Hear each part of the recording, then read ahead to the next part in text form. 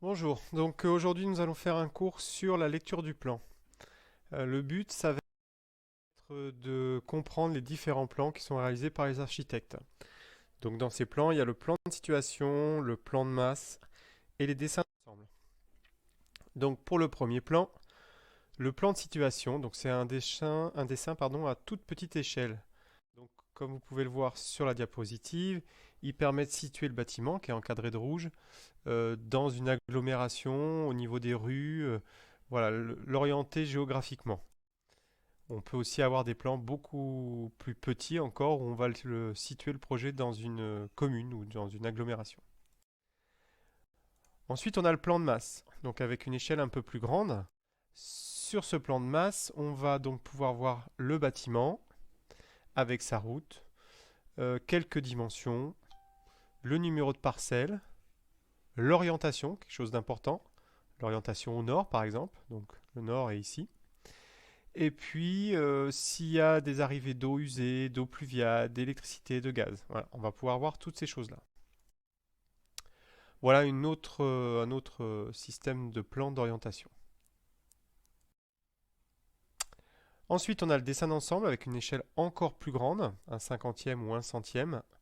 Et là, on va voir les plans des différents niveaux. On verra également des coupes verticales et les cotes partielles avec des dessins de détail et bien sûr les différentes façades du bâtiment. Donc, voilà pour ce qui est d'une coupe de niveau. Donc en fait, on a pris la maison, on l'a tranchée dans le sens horizontal et on a regardé par au-dessus. Donc on voit chaque pièce, on voit également les dimensions, dimensions des pièces, on voit les échelles, on voit également le sens d'ouverture des portes, la dimension des portes. Pareil, le petit trait noir représente la boussole, le nord. Donc pour pouvoir l'orienter, on prend cette boussole, on la met au milieu de la pièce.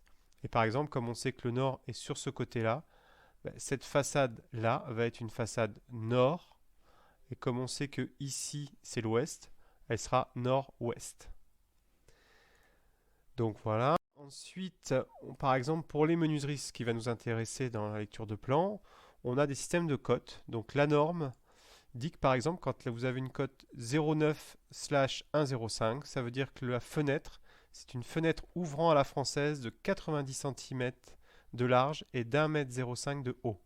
Ouvrant à la française, c'est ce petit symbole qui veut dire qu'en fait c'est une fenêtre comme vous avez tous chez vous, hein, qu'on ouvre vers l'intérieur. Donc voilà à quoi elle ressemble.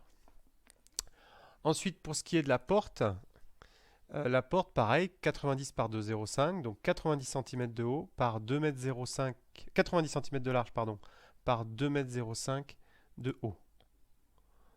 Alors, si on regarde cette porte qui est ici, on voit son sens grâce à cet arc de cercle. Et donc, si je devais rentrer dans ce bâtiment, je serais obligé de poser ma main sur la poignée de ce côté-là et faire ce mouvement-là. Donc, je serais obligé de poser ma main droite et de pousser la porte. Donc, on dira que c'est une porte droite poussant. On verra plus tard d'autres exemples. Ici, il n'y a pas de petit dessin d'arc de cercle comme les autres, c'est que c'est une fenêtre coulissante. Donc là, deuxième coupe, hein, une coupe plus élevée, hein, toujours avec son orientation, coupe d'étage. Hein.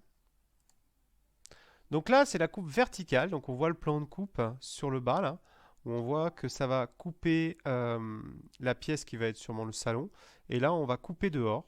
Donc du coup, c'est pour ça qu'on voit sur le côté le bardage du garage. D'accord? Donc ce plan de coupe, il est très important de le situer pour comprendre ensuite la coupe verticale. Donc sur la coupe verticale, vous avez encore plein de dimensions.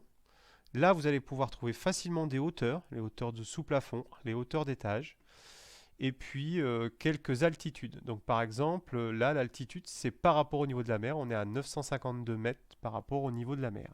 Et là, on est à 942 mètres. Donc de là à là, donc, on a donc 10 mètres de haut. Voilà comment on peut trouver ça facilement. Voilà le plan de coupe. Les hauteurs, de fêtage, hein, donc ça on appelle ça le fêtage, donc c'est la hauteur du point le plus haut de ce bâtiment. et la hauteur de faîtage de l'autre côté, elle est ici. Donc une autre coupe verticale, donc pareil, vous voyez les différents niveaux, différentes hauteurs du bâtiment, les niveaux des étages, donc terrasse, balcon, galerie.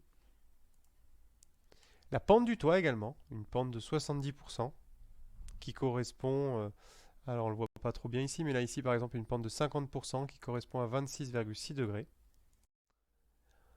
Et ensuite les plans de façade, donc là on voit un peu l'aspect esthétique de la maison. Alors il faudra faire attention, par exemple ici c'est la façade qui est orientée sud, voilà, façade sud. Donc la vue d'ensemble, on aura toutes les dimensions extérieures, hein. Là par contre on ne voit pas les bâtiments. Par contre si vous faites attention, vous voyez des petits traits qui correspondent au sens d'ouverture des portes. Donc par exemple ici c'est une porte-fenêtre à 2 vantaux ouvrant à la française. Ici ces portes sont à souffler. En fait elles s'ouvrent par le haut ou elles sont coulissantes. Là on a une porte également à un ventail ouvrant à la française. Et là si vous faites attention on voit cette petite flèche qui dit donc que c'est des portes-fenêtres coulissantes. Ici, il y a 2 triangles, ça veut dire que c'est une porte à oscillobattant, donc elle s'ouvre normalement et on peut aussi l'incliner pour juste laisser passer les aérations. Mais ça, on verra ça plus tard. Voilà une autre vue du pignon, hein, la façade ouest. À l'inverse, la façade est, hein, avec les différents niveaux. Et enfin, ce qui se fait de plus en plus, une perspective qui permet d'intégrer le bâtiment dans son ensemble.